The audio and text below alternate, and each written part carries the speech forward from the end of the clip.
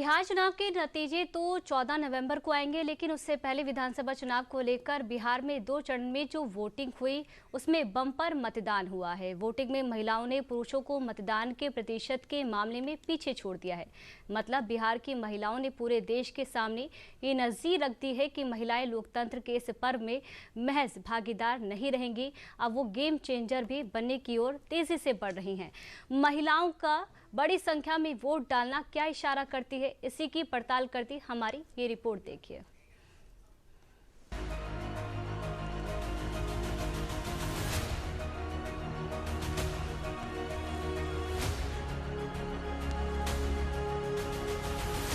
मतदान के लिए महिलाओं की ये लंबी कतार इतिहास रच गई।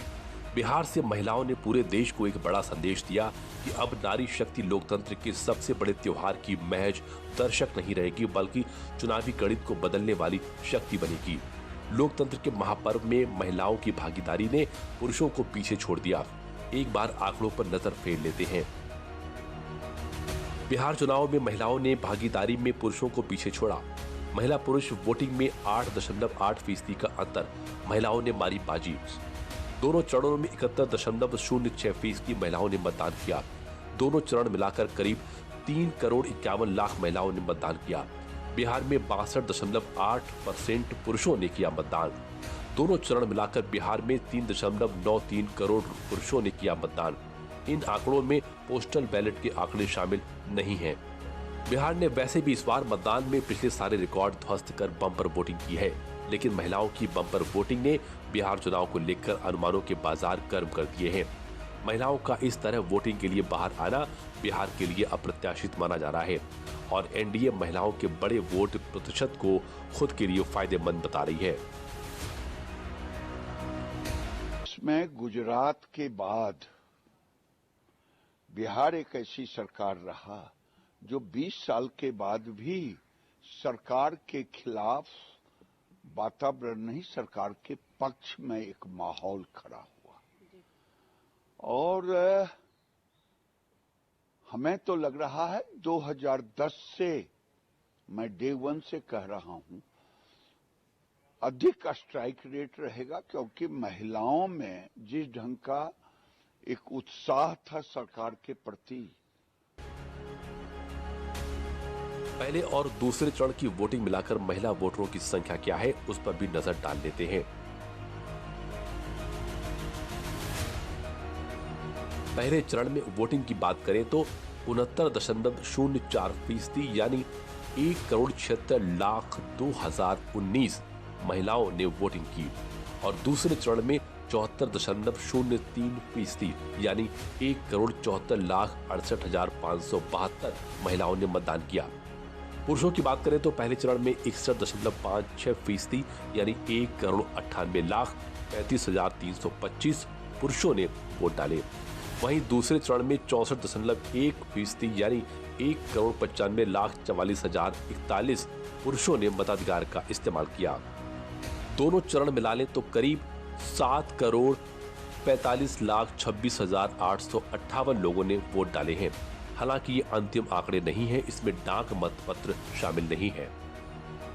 सवाल यह है कि महिलाओं की इस बम्पर वोटिंग का नतीजों पर क्या असर पड़ेगा। महिलाओं का वोट कैसे बिहार चुनाव में निर्णायक साबित होगा और कैसे महिलाएं इस बार बिहार में सरकार बनाने में सबसे बड़ी शक्ति बनेगी। अब इन सवालों का जवाब नतीजों के बाद ही साफ हो पाएगा, लेकिन बिहार में महिलाओं के वोट प्रतिशत बढ़ने को एनडीए अपनी बड़ी जीत मान रहा है, क्योंकि पिछले चुनावों का वोटिंग इतिहास यही बताता है कि महिलाओं का वोट एनडीए को ज्यादा पड़ता है। नीतीश कुमार के चेहरे पर महिलाओं का भरोसा भी ज्यादा है। 2005 में पहली बार नीतीश सरकार बिहार में सत्ता में आई थी। 2005 विधानसभा चुनाव में पुरुषों ने 50% मतदान किया था और महिलाओं ने 43%। 2010 में विधानसभा चुनाव में पुरुषों की अपेक्षा महिलाओं ने 3.4% ज्यादा वोट किया था। नीतीश कुमार फिर सीएम बने। साल 2015 के विधानसभा चुनाव में महिलाओं ने पुरुषों की तुलना में 7.2% ज्यादा मतदान किया। नीतीश कुमार फिर जीते। साल 2020 के विधानसभा चुनाव में पुरुषों की तुलना में महिलाओं ने 5% ज्यादा वोट किया। नीतीश कुमार फिर चुनाव जीते। इस बार बिहार में महिलाओं ने पुरुषों से करीब 9% ज्यादा मतदान किया है। इसको लेकर एनडीए उत्साहित है। तमाम एग्जिट पोल भी बिहार में फिर से एनडीए सरकार बनने की तरफ इशारा कर रहे हैं, लेकिन विपक्ष सारे एग्जिट पोल को नकारते हुए नतीजों का इंतजार करने को कह रहा है। एग्जिट पोल तो कई बार कई चुनाव में गलत साबित हुए हैं। इस एग्जिट पोल को जो कल दिखाया गया है, हम सिरे से खारिज करते हैं, नकारते हैं। ये फार्स है। और जो एग्जिट पोल है जनता का, बिहार की जनता ने जो बदलाव के लिए वोट किया है, बिहार के भविष्य को बनाने के लिए, बिहार को बचाने के लिए वोट किया है, वो 14 नवंबर को दिखेगा जब एग्जिट पोल आएगा। दाताओं का रुझान यह स्पष्ट है कि बिहार में फिर नीतीश कुमार जी के नेतृत्व में एनडीए की सरकार बनेगी और ये वोटिंग का जो प्रतिशत है, महिलाओं का सबसे ज्यादा मतदान हुआ है। तो महिलाएं आशीर्वाद तो नीतीश कुमार जी को देती है। बेटी का स्नेह उसी को मिलेगा, उन्हीं को मिलेगा। भाई कन्यादान के लिए हमने योजना बनाई है, मुख्यमंत्री कन्या विवाह मंडप योजना, कि जिसको कन्या का आशीर्वाद हो, माता बहन का आशीर्वाद हो, दुनिया में कोई उसको रोक सकता है। बिहार में हुए चुनाव को इस बार इंटरनेशनल लेवल पर भी सराहना मिली है। पहली बार अंतर्राष्ट्रीय चुनाव आगंतुक कार्यक्रम यानी IEVP के तहत कई देशों के प्रतिनिधियों ने बिहार का दौरा किया। उन्होंने बिहार में चुनावी प्रक्रिया को न सिर्फ करीब से देखा, बल्कि मतदान प्रक्रिया और पारदर्शिता की सराहना भी की।